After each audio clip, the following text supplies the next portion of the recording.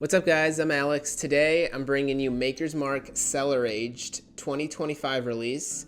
I know that this release has been out for like a couple years, but this is the first bottle that I've had. I think it's the first one that I've tried. As far as limited release bottles for Maker's Mark, though, I really like their FAE 01, 02, the BRT. I think the Star Hill Farms and the Heart release. So Maker's Mark Limiteds, they've been knocking it out of the park.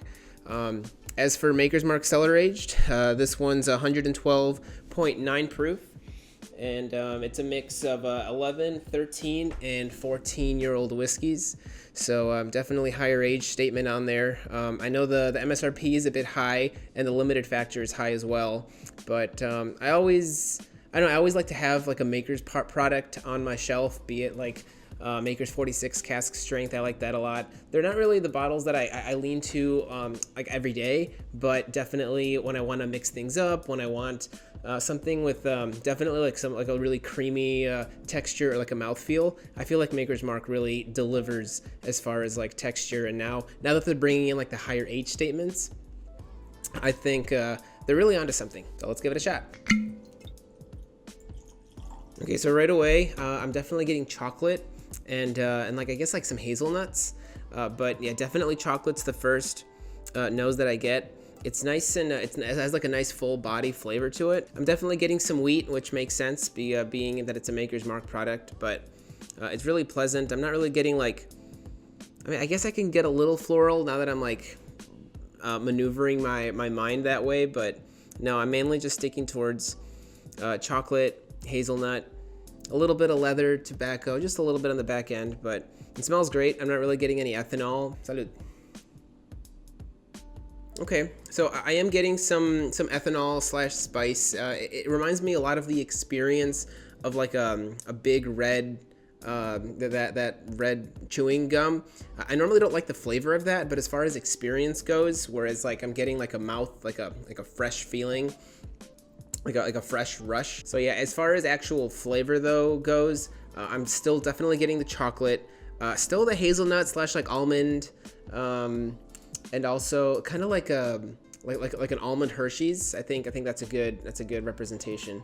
And then I am getting some spice as well in the back end as well, and I am getting the experience again of some cinnamon gum. But what really stands out about this drink is just like the texture on it. It's velvety, creamy. There really isn't that many other bottles like it.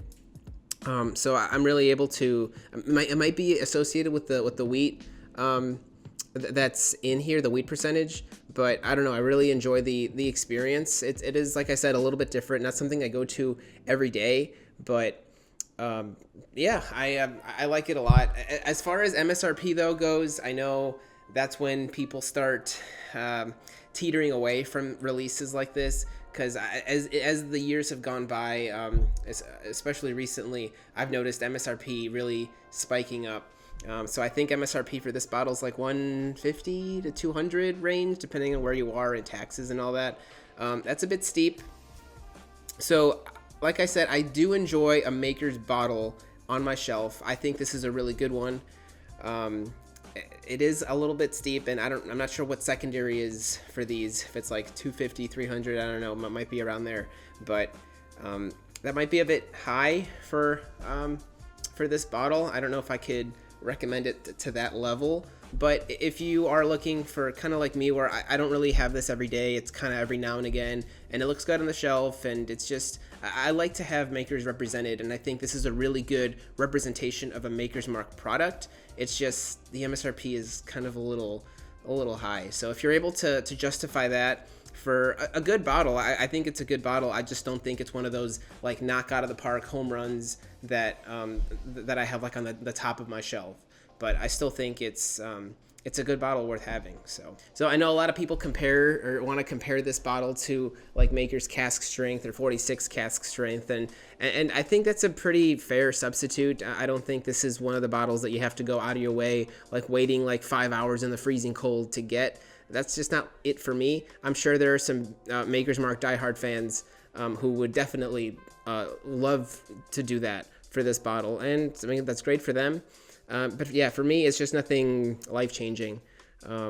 So yeah, I still think it's a great bottle. I'm glad I have it on my shelf, and I'm definitely gonna enjoy the rest of this bottle, however long it lasts me. And yeah, whoever wants to try it, I'd have no problem sharing this bottle. But yeah, those are my thoughts.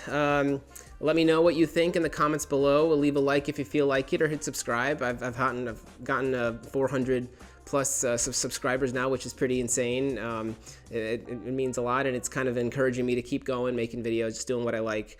It's just fun to share my thoughts on bottles that are a little bit on the harder side to get, and hopefully I can help whoever's watching make a decision whether or not it's worth justifying like the prices that these bottles are demanding, because it's kind of hard to get free samples and sample the product before. So this is like the next best thing, I guess.